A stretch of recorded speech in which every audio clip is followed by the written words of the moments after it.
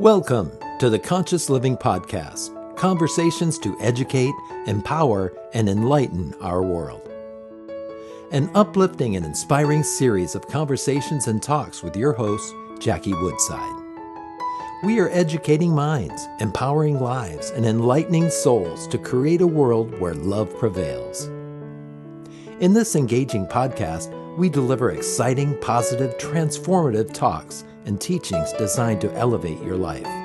Now, let's join our host, Jackie Woodside, for this week's session.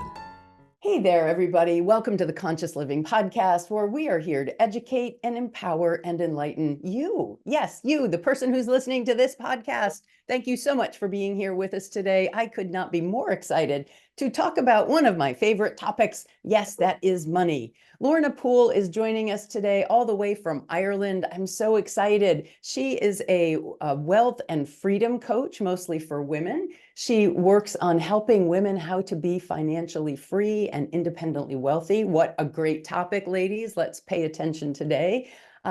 Lorna has a really interesting backstory that she's going to tell us a little bit about today, but she really does focus on helping women understand that they don't have to depend on their man to understand and be financially free. So let's dive in and talk more about this, Lorna. Why don't you tell us a little bit more about yourself, how you got into this particular niche of coaching, and then we'll dive into the work that you do.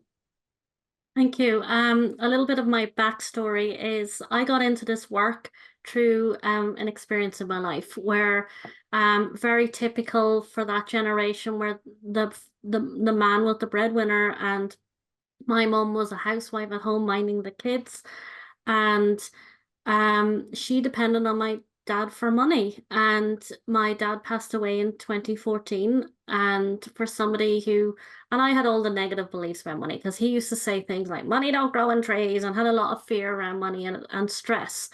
And their dynamic was really interesting. But when he died, there was absolutely nothing in place for my mother. Oh, wow. And I realized in that moment that lots of women can end up in this situation, even strong, independent women.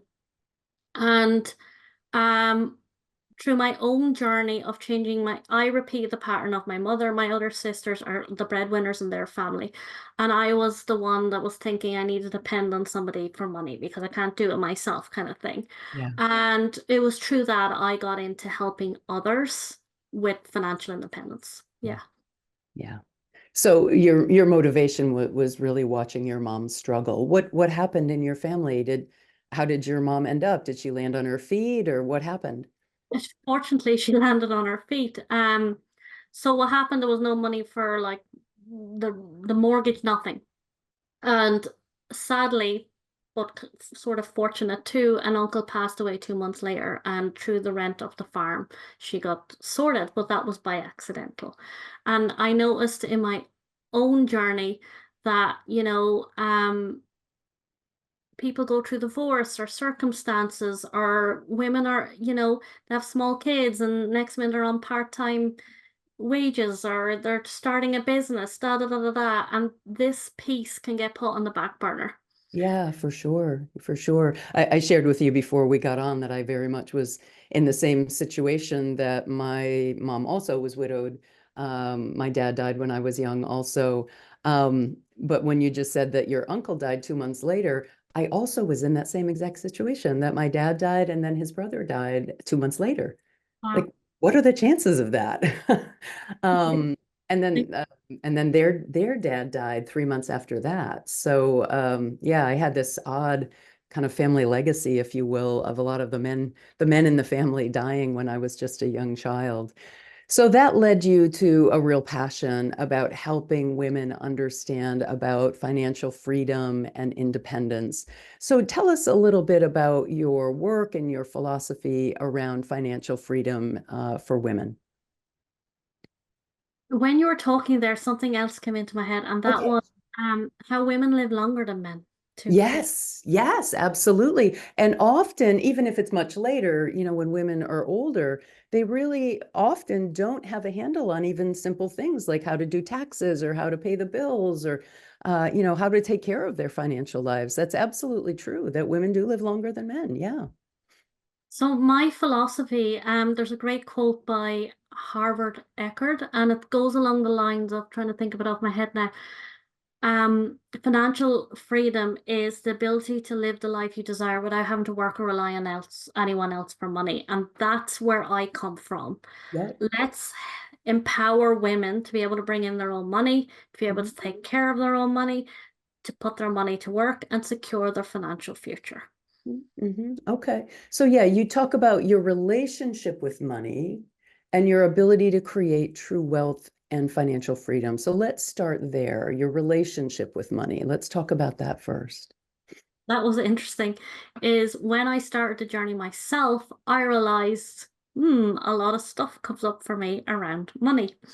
And in working with clients as well, is we are so affected by what we heard when we were younger, how people got to get comfortable with bigger numbers. So when you're telling them their network number, their family, they're working that out, and then they realize it's 1.3 million or 750,000 or maybe more than that. Um, some people can think, oh my God, that's just scary big number. So we have a lot of stories around money. You know, getting out of that kind of poverty mindset and getting into that abundance mindset, that believing in yourself, that you can create wealth and that's a possibility for you. Hmm. I So actually I have the opposite reaction, like 750,000 or 1.3 million today, it's small. unless they're really young, is not that much money. You can't retire No, on a million today. yeah, that's right. That's right. Yeah. So one of the things I learned on my own journey is identifying your three biggest beliefs, your three biggest behaviors, and your three biggest patterns with money, Okay. and knowing them, because as humans we're really interesting. The pattern could come up over and over again, and it comes at you like this at different angles. You got to be able to notice it. Um, because a lot of changing our lives in any area is about this kind of pull and tug between where you are now and where you want to be. And it's always about moving into where you want to be and letting go of what's not working. And I learned this through a love experience where um I used to attract the bad boys, and I dated men that were not very good for me for a very long time in my 20s into about mid 30s. And I hit rock bottom over a relationship that was not very good for me. And in that moment, I lost, like, I mean, rock bottom. I lost weight. I was on survival mode. Was getting sick, couldn't turn up to work, did because I was on a visa in the States at the time. And Mm. what I learned in that was I ended up talking about my father and not the relationship. So I had an emotional charge to my past that was dictating my life. And I realized that I remember when that happened, that I said to myself, I will never, ever, ever, it was so painful. I'll never be in that situation again. So it was a point blank. I was never going back there. And when I did that, I turned things around. I always say when the pain of moving forward is less than the pain of where you are, you'll always move. Um, Mhm.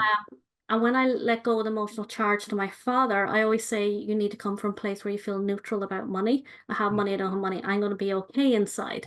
Yeah. And when I did that, I changed my circumstances. So your relationship with money plays a big part on your ability to create wealth and financial freedom and how you show up with money. So you said that people need to know their three most powerful beliefs about money. Is that what you said? How do people get to that place that they can identify them? Because I agree with you. In my book, Money Vibe, I wrote a whole chapter on beliefs. So I'm 100% behind that. What method do you use to help people identify those three most powerful beliefs? The method I use is they dig up their stories. Yeah. So they do an exercise where they write down all their money memories. Like I remember a personal one of mine, and I'll tell you a story of a lady as well. I remember buying this fancy camera, And my dad was like, what a waste of money. What are you like at me? Absolutely. Sorry, that's Irish. Absolutely like give out to me, very angry. What a waste of money. So I still today have to catch myself because spending money on myself to me is a waste of money. Mm, And I play that program over and over again because of yeah. an experience I had many moons ago. Yeah, And I'll sure. give you another very example that will make it very clear Yeah. is I had a lady work with me who wasn't paying her utility bills. She'll pay Okay. wasn't paying her utility bills. And when she did went back through her stories, she had a story where her dad was spending all the money and the electricity was shut off in the house and the mother they had no money, so the electricity wouldn't go off, and she didn't realize that they were connected. Oh, wow. Okay. So Yeah. really looking at what's running the show. Yeah, yeah. Okay. All right. So people get clear in their beliefs by kind of doing their autobiography, if you will, looking back in the past, digging up those bad memories, the That you don't stories. want to look at. Yeah, that you don't want to look at, but you have to. I agree with that. That's really powerful. And then you talk about taking care of your money, and you have a wealth management system to take care of your money. Can you talk a little bit about that and how you teach people to take care of their money? Yes, I realized when you want to create wealth and financial freedom, those fundamental basics, like those healthy habits with money, like paying yourself first, having the emergency fund, cash safety net, it's really important. Um, we go through seasons with money. Maybe you're in a job, maybe you're starting a business, maybe you're well established, maybe you're building a house. But always practice those fundamentals. So, when you're talking about money management, I call it your wealth system, is just putting them into little buckets. Like here's a good one. So bringing your expenses down to like 50% of your income. When you do that, that gives you the money to pay yourself first, savings, emergency fund, cash safety net, and so forth. Because most of us have only got three habits with money, right? Or breaking even, we're spending more than we have, or we've wealthy habits with money. So a lot of money is behavioral. So you want to know what you're thinking, you want to know what your behavior is with money, and then you want to just shift how you're operating with money, that you're putting in those wealthy habits, and you have a structure around your money to support you in doing that, which will support you creating the wealth. You're using the phrase wealthy habits. What are some wealthy habits? Like paying yourself first. I mean, lots of people know this, we've heard of this, but are you actually implementing it? In what way? Pay yourself first in what way? Oh, I say that as in pay your assets first, put that money to work. Because a lot of people have got the message of pay your debt and pay your debts and then create wealth, or increase your income and then create wealth. I always say do both. Because with creating wealth, there's three factors that make a big difference. The amount of money you're putting towards it, the rate of return, and time. So the sooner you get going on putting your money to work, as in you're putting it onto a flat platform, you're allowing that money to grow, you're buying your investments, and you're the times working, the compounding, and so forth, you'll give yourself a good structure and a foundation on which you can build on as you educate yourself around a topic. Okay, so you're saying put your money toward your assets first, like buying real estate, and of course that takes time, or do you mean putting it in the market? Well, I don't even know what you do in Ireland. Do you have a stock market in Ireland? Oh, yes, of course. Of course, of So, course. Okay. wealth creation generally is the same all over the world. Um, Okay. it's about educating yourself on best practices. So, for example, if you want to do five core ones, you're talking about equity, real estate, um, gold, cash. What's the other one? Fixed income. So what that does is it gives you a balance because they play different roles depending what's going on outside the world. You have inflation, wars, God knows what, right? Um, Equity and real estate grow. Um, Gold is like steady; it only produces a value, not an income. Cash is quick liquidating; you can get your hands on it. and fixed income is a more steady. And you've different percentages of that depending where you are in your life.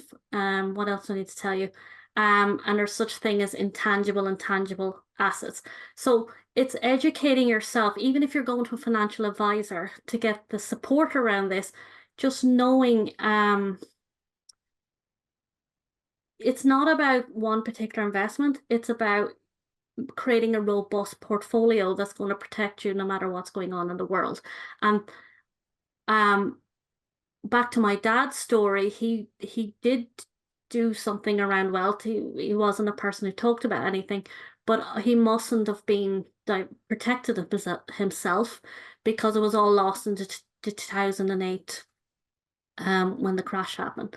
So so knowing what to have in place and how to go about. Now, I teach personally index trackers as the foundation, and then as you educate yourself, you can go up the line because um different things are for example, crypto's like 2% is all you need of that in your portfolio because it's quite high risk. Just learning, educating yourself and things like this can set you up well for the future. So if you don't know these things, how are you going to create this? So, and that's why I always say pay your assets first, as in pay yourself first, because there's that education time, the learning curve of it, but also just getting those foundations in place with money. Yeah, I was curious. You hadn't mentioned cryptocurrency. So that is kind of part of your portfolio building of more of the high risk assets, but in a small percentage of it. Yeah, no, I don't teach crypto, by the way, but yeah, You don't yeah. teach crypto. Okay. Okay.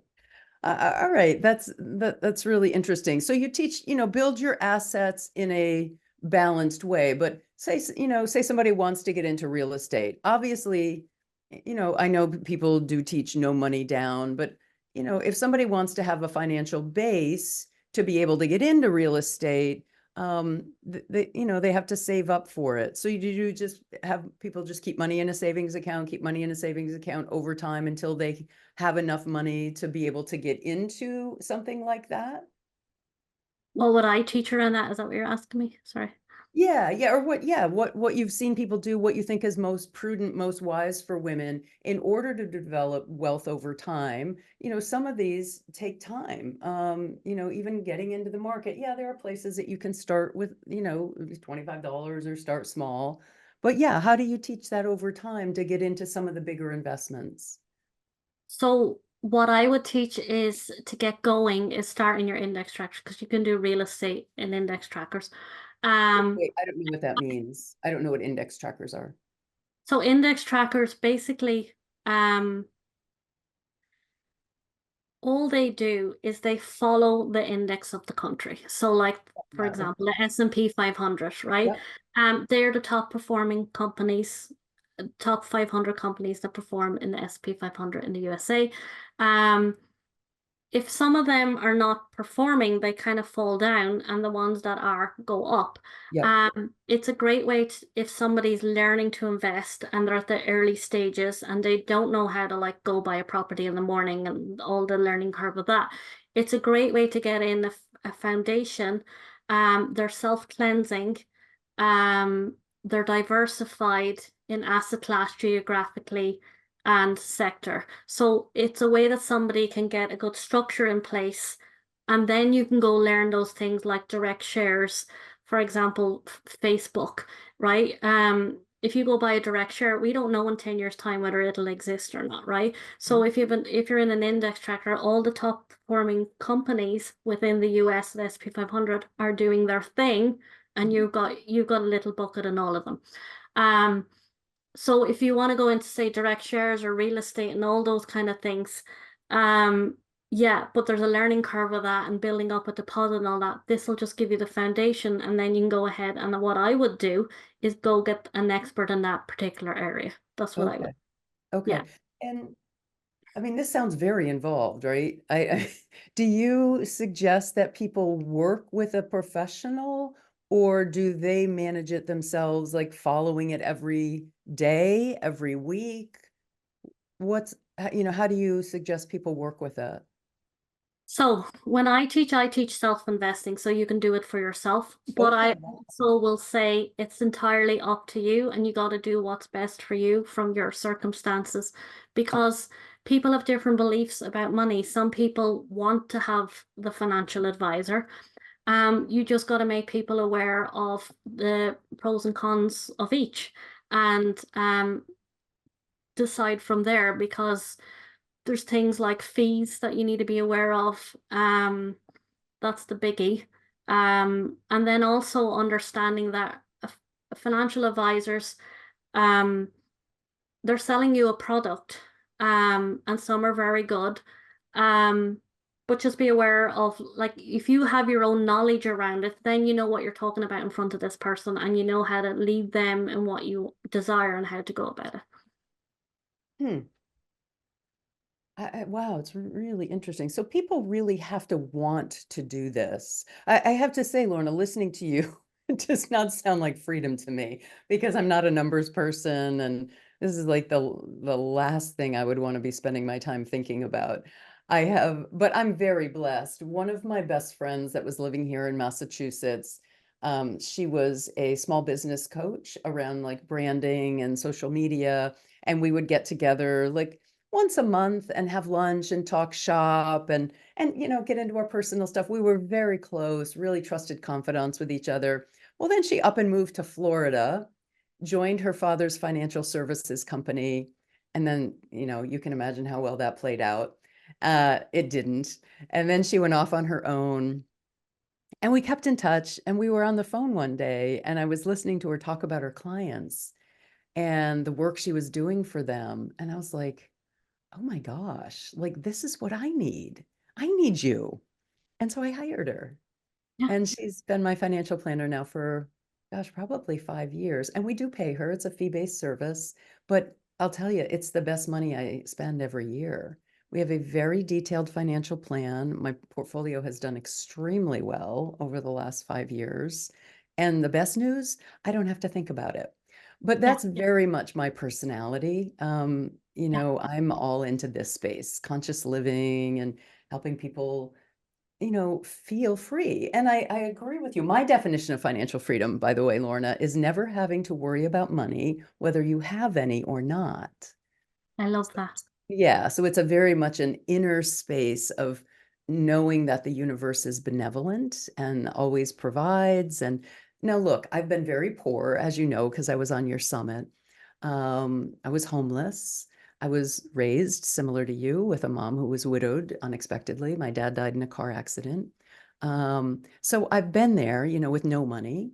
And now I have money and I have means and I have 3 homes and I have a beautiful life. Look, this is better. It's less stressful. I would take this life over that one any day. But if it meant that I was going to, I mean, I guess if it meant I was going to have to follow the numbers every day, every week and learn how to No, do stock picking. you don't have to have, when you do index trackers, you're not watching it every day. Oh, okay. So explain that for people who are not as financial tracking averse as I am. Explain more about it because I was in my mind because I'm so numbers averse. I was hearing I'd have to like sit watching some No, spreadsheet every day. no, that's more like trading. No, Yeah, with it, that's I have friends who do that, so that's how I was interpreting what you were saying.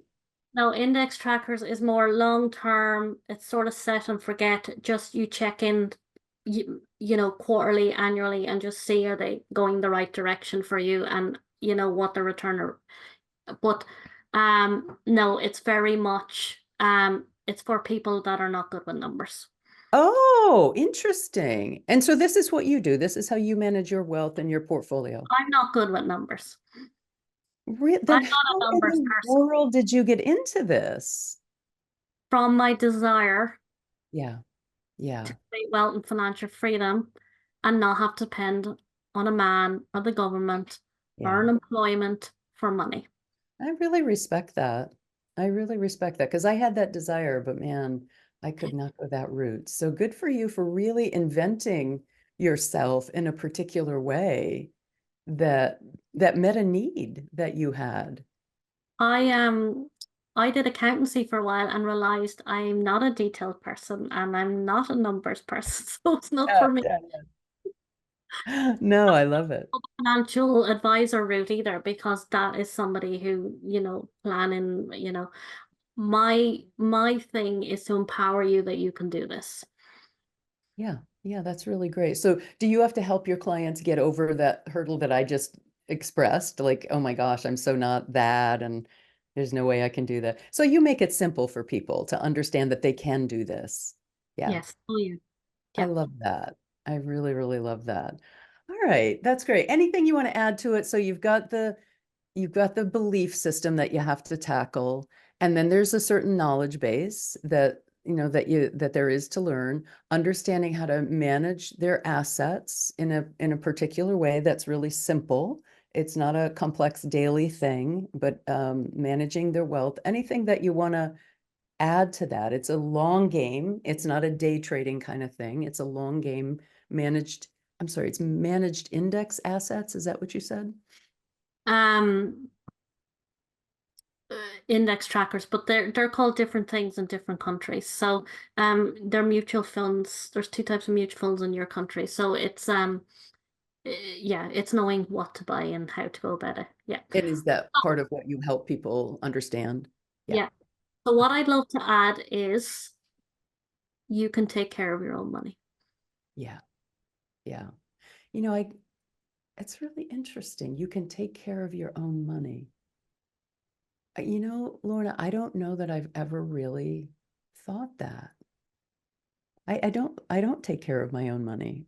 My spouse does, and my financial planner does. And I think I also fundamentally, I believe God does.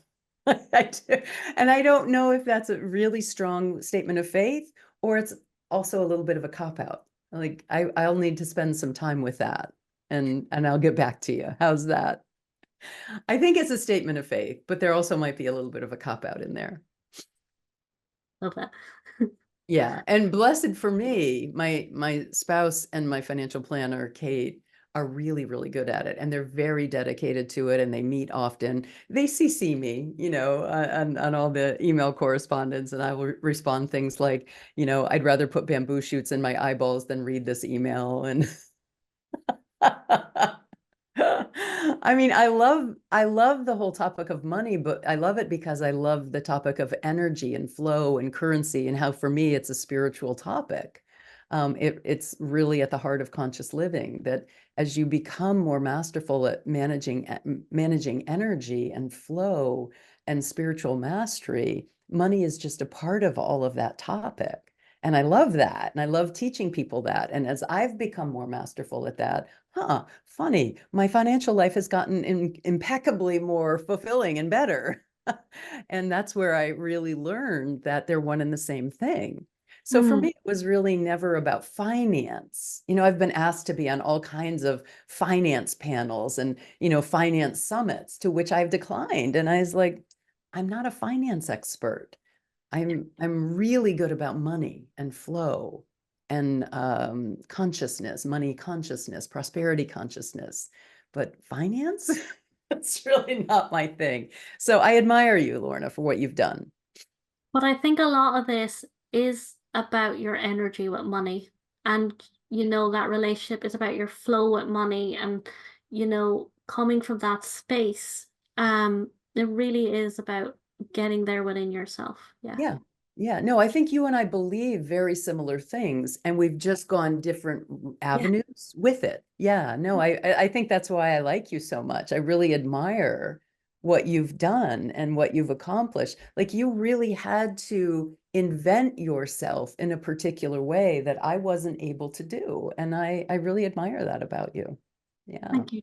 Yeah. So, Lorna, I know that there will be some women and men perhaps listening to us today are like, that's exactly what I need. I can't do what Jackie did with this energy flow. I need to learn the nuts and bolts. And so the best place to reach you is on LinkedIn, right? So it's Lorna Poole, Poole, with an E on the end. And we will put your LinkedIn link on the show notes for this so people can reach you. Is that the best way to find you? Yeah, that's perfect. Thank you, Jen. All right, great. Thank you so much for being our guest today and for bringing just, some real practical knowledge for people that they can empower themselves as you so aptly said, take care of their own money. I love that. Thank you. Thanks for having me. You bet. Bye-bye now.